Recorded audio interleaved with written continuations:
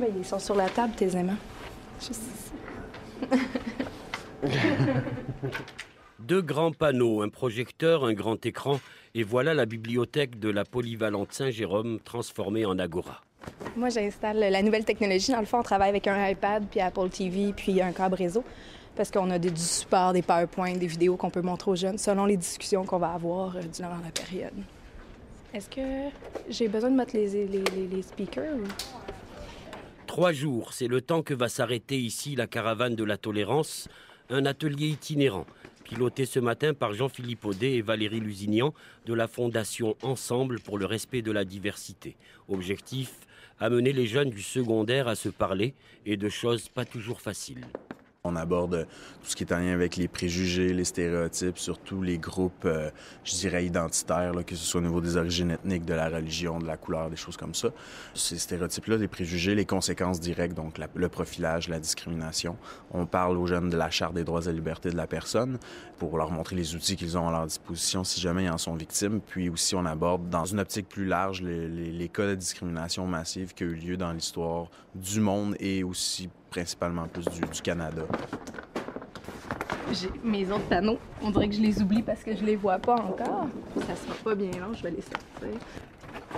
Vous installez quoi en ce moment, Valérie? En fait, j'installe notre panneau qui va avoir plus des BD interactifs pour partir des débats avec les élèves. Quand ils ne parlent pas de leur vécu, on va utiliser plus les BD, mais des fois, les jeunes ont tellement à dire eux-mêmes sur leur vécu, surtout quand on est dans des milieux plus multiculturels. Puis on a une règle quand même très précise au début qu'on n'attaque pas la personne, mais bien les idées, que tout le monde a droit à son opinion. On s'assure que ça reste toujours dans un climat respectueux, les débats, parce que il arrive des fois des confrontations entre les élèves parce qu'ils viennent pas du même milieu, n'ont pas la même culture, les mêmes origines ou la même religion. Puis il faut faire attention que ça ne vire pas en attaque, puis en guerre au travers de notre animation. On est content d'être là. Mon nom, c'est Jean-Philippe. Moi, c'est Valérie.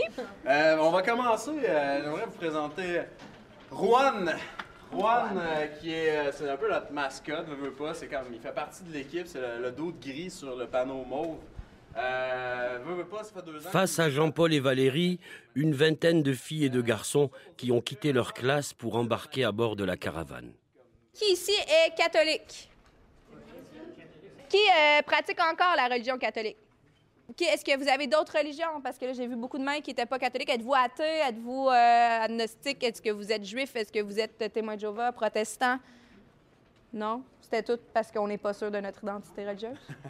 OK. C'est bon, mais tu sais, Aujourd'hui, la caravane rencontre des pur-laines, des tricotés serrés, des jeunes Québécois de vieille souche qui, comme chacun sait, mangent tous de la poutine. Quand quelqu'un d'asiatique est dans une école, dans un groupe d'amis, souvent ses chums, ils disent c'est le chinois. T'sais, peu importe, il vient de la Corée, du Japon, de la Thaïlande, il est chinois. T'sais. Donc, des fois, comme un stéréotype, ça peut être une généralisation de dire OK, ils sont tous pareils. Quand tu manques d'informations sur un groupe, tu as tendance à plus faire de nuances. Mais est-ce que vous êtes capable de penser à des groupes qui sont visés par des stéréotypes? Souvent, les Français, on va les traiter qui sont chiens, là. Ah, OK. Qui sont chiants. Les Français. Ouais. C'est correct, c'est un stéréotype. Ouais. C'est un stéréotype, donc tous les Français seraient chiants. Ouais. Autre chose, oui. Que les Arabes, c'est tous des terroristes. Que les Arabes, c'est tous des terroristes. On veut en entendre d'autres. On veut savoir autre chose. Ben, que les Noirs ont toutes des grosses lèvres. Je me demandais comment t'allais finir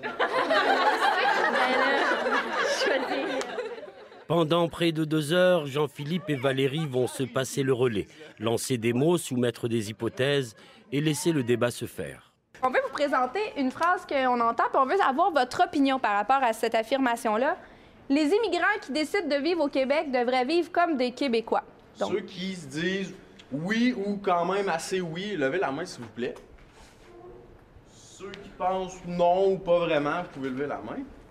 OK. Ça fait combien? Je serais juste curieux. on n'a pas compté, mais c'est à peu près moitié-moitié au niveau des Ouais, je serais juste curieux, en fait.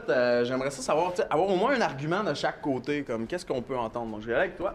Alors, selon moi, je dis que oui, parce que eux, ils veulent qu'on se mette à leur religion quand on arrive chez eux. Sauf que eux, quand ils viennent chez nous, il faut que nous, on se mette quand même à leur religion. C'est ça que je trouve un petit peu... Quand tu dis eux, tu parles Les musulmans.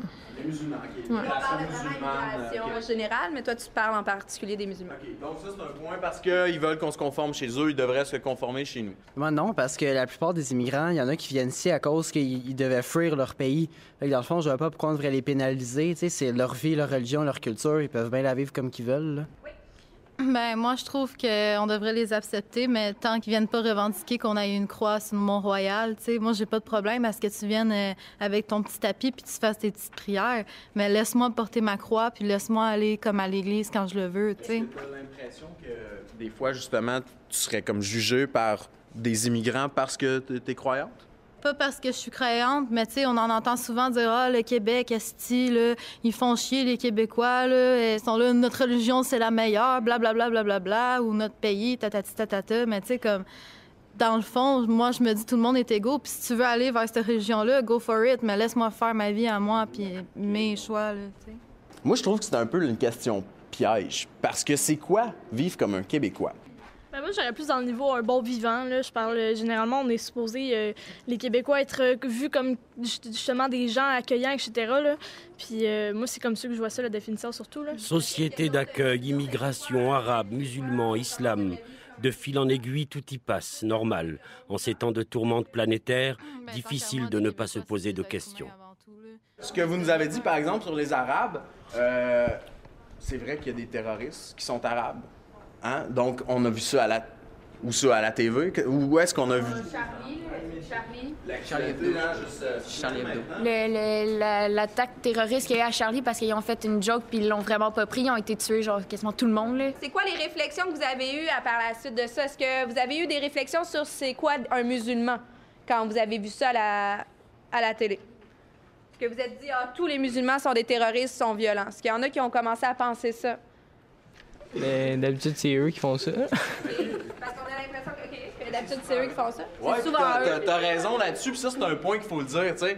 Récemment, les derniers attentats, ou en tout cas ceux qui occupent le plus de place dans les nouvelles, ces choses-là, sont faites par des musulmans. Mais c'est important de comprendre que c'est des musulmans extrémistes aussi. Puis ça, je pense que vous n'aurez pas trop de misère à le comprendre. C'est que dans la vie, dans chaque groupe, là, on parle de religion, mais ça pourrait être dans à peu près chaque autre groupe, tu as toujours dans ces groupes-là des gens plus extrêmes, plus intenses, qui veulent aller plus loin. Souvent, le problème de ces gens-là, c'est qu'ils vont se dire c'est par la violence qu'on peut accomplir ce qu'on cherche. Ils ont une drôle de façon de voir les choses. Combien vous pensez qu'il y a de musulmans au Québec? En pourcentage? 2 8 8 5 15 10 ça, c'est gros. 3 à peu près. Valérie Lusignan, animatrice de la Caravane de la Tolérance. Moi, j'étais dans une école à Montréal quand le drame à Paris s'est produit. Puis, on a tout de suite questionné les élèves parce que là, ils nous sortaient le stéréotype « tous les musulmans sont terroristes ». Et on a vu quand même une très grande ouverture de la part des élèves. Il y a même des élèves souvent qui nous disaient « bien, dans le fond, ce qu'on réalise pas, c'est que les plus touchés dans cette situation-là, c'est peut-être pas les Parisiens eux-mêmes, mais c'est la communauté musulmane qui doit vivre ça. » Puis il y en a des élèves qui nous ont arrivé « ouais, mais au Yémen, la même journée, il y en a 72 qui sont morts dans un attentat terroriste. » Fait qu'on voit quand même que les jeunes, ils ont un esprit critique, ils vont s'informer, ils vont un petit peu plus loin. C'est sûr qu'ils sont portés quand même à faire par alliance, c'est dangereux, cette religion-là est peut-être un petit peu plus violente. Puis là, on essaie de déconstruire, de voir aussi, est-ce que vous avez déjà lu le Coran, est-ce que vous la connaissez ou est-ce que vous fiez juste à ce que vous voyez? Puis là, on parle des débats avec eux d'idées par rapport à ça. Maria, 15 ans. Bianca, 15 ans. Catherine, 17 ans. Karine, 16 ans. Florian, 15 ans. Thomas, 15 ans. Samuel, 15 ans. Si je vous dis Charlie. Ben moi, je trouve ça plate parce que je trouve que dans ma notion à moi, tout le monde est égal. Puis personne mérite de mourir, personne mérite la peine de mort. Je suis juste sans mots là, pour ce sujet-là, ça me fait beaucoup de mal. Puis... C'est juste des caricatures, là. C'est pour blaguer. C'était pas obligé de les assassiner froidement, là. Ben, c'est sûr que dans des situations comme ça, on peut pas faire grand-chose. Des personnes comme nous qui habitent au Canada, quand ça arrive ailleurs, mais ce qu'on peut faire, c'est montrer notre support. Puis je pense que si ça arriverait dans notre pays, on serait content d'être supporté par les autres, là. En quoi on est concerné par ce qui s'est passé à Paris? Moi, je m'inquiète, mais pas pour ma personne, mais plus parce qu'il y a des musulmans ici au Québec puis partout dans le monde. Puis à cause de certaines personnes qui ont mal réagi, c'est l'image de tous les musulmans qui sont qui est brimé, ouais. Puis je trouve ça plate parce que c'est pas tous les musulmans qui sont comme ça. Puis il y en a qui sont vraiment fins, comme des Québécois, comme des Français, comme des chrétiens, comme n'importe qui. Puis je trouve ça plate parce que tout le monde comme va généraliser puis tout mettre dans le même paquet, quand dans le fond, c'est pas du tout ça. C'est ça. Sauf que par rapport, exemple, moi, je parle personnellement par rapport à moi, mes valeurs. Je parle. La religion musulmane fait en sorte qu'il y a certaines, soit au niveau de la femme ou etc., des choses qui sont brimées. Puis, veux pas, ça, tout dépendant de tes valeurs, puis quitter, ça forge tes préjugés. Lorsqu'on entend que du monde de cette religion-là, exemple, tu sais, moi, c'est pas chier, là, mais il y a beaucoup de choses là, que je trouve que je suis en désaccord. Là. Moi, je me sens féministe dans le fond de moi. Là. Puis, quand ils briment, exemple, certaines libertés qu'on voit par rapport à certaines femmes, ça vient me chercher. Puis ça gruge encore plus le fait que j'ai des préjugés, malgré que je réussis toujours à les enlever parce que je suis consciente que c'est pas tout le monde. Là. Sauf que le fond de la religion, c'est quand même comme ça là, qu'on voit ça. Je me dis qu'on n'a pas été mieux avec la religion catholique, puisque, il y a quelques années, la femme n'avait pas le droit d'avoir des relations sexuelles avant le mariage. Puis c'est carrément brimer les droits de la femme puis les droits de l'humain. Fait que je me dis qu'en quelque part, peut-être qu'ils vont évoluer, mais que ça leur prendra le temps que ça prendra. Raphaël, 16 ans. Camille, 14 ans. Maude, 14 ans. C'est plate ce qui arrive partout dans le monde pour des petites conneries comme ça. Ben moi, je trouve que c'est la même chose que Camille. Là, ça m'a choqué que le monde... D'autres, comme Camille et Raphaël, avouent qu'ils ont maintenant un peu peur. Charlie, les morts, les tueurs qui se réclamaient de l'islam. À 14 ans, il y a des drames qu'on a du mal à encaisser. Je me suis demandé pourquoi ils ont fait ça. C'était quoi leur but puis à quoi ça leur servait. Et vous avez trouvé des réponses? Non. C'est leur façon de voir les choses. C'est différent qu'ici. Tout le monde a une façon différente de voir les choses. Mais vous parlez des extrémistes ou des musulmans? Des musulmans. Vous parlez des musulmans en général? Ouais. J'ai peur que ça arrive ici, au Québec. Ça me fait peur. Qu'est-ce qui pourrait arriver? Un terroriste qui rentre dans l'école puis qui nous tue. À New York, quand c'est arrivé, c'est pas si loin que ça, New York, d'ici. On est chanceux, je trouve. J'ai un peu peur. On sait pas à quoi on pourrait s'attendre, qu'est-ce qui pourrait se passer. C'est assez effrayant. On sait de quoi ils sont capables. Du jour au lendemain, on pourrait avoir un attentat dans l'école ou en plein milieu de la rue. C'est des craintes que j'ai comme ça. Mais j'y pense pas tout le temps, là. C'est quand on m'en parle que je prends conscience. Qu'est-ce qui te rassurerait? Qu'est-ce qui te rendrait moins inquiète? Que tout ça arrête, qu'il y ait la paix dans le monde partout. Ça serait vraiment le fun. Je suis pas contre que les gens pratiquent leur religion, mais que la paix soit enfin là pour de bon. Que tout ça arrête. Raphaël? Qu'on laisse nos religions tranquilles, là. C'est qu'on vive ensemble, les religions éloignées de la guerre, bien loin. Est-ce qu'il y en a qui pourraient nous partager c'est quoi l'identité que vous avez sur votre papier? Si vous le tournez de bord, vous avez des identités. Moi, c'est blanc. Alors, qui a noir sur le papier? Autochtone. Il y a personne. Juive. Ouais. Canadien, anglais. Sans-abri. Je suis chômeur. Toi, t'as eu Tutsi, hein, c'est ça? Les Tutsis, on le met là-dedans. C'est un groupe, en fait, ethnique au Rwanda. Au Rwanda, il y a deux groupes, les Tutsis et les Hutus. Les Tutsis en font partie. Puis en fait, en 1994, pendant le génocide au Rwanda, c'est cette minorité-là qui était visée par les génocidaires. Donc, en 1994, juste parce que tu as ça décrit sur un papier, peut-être qu'on aurait...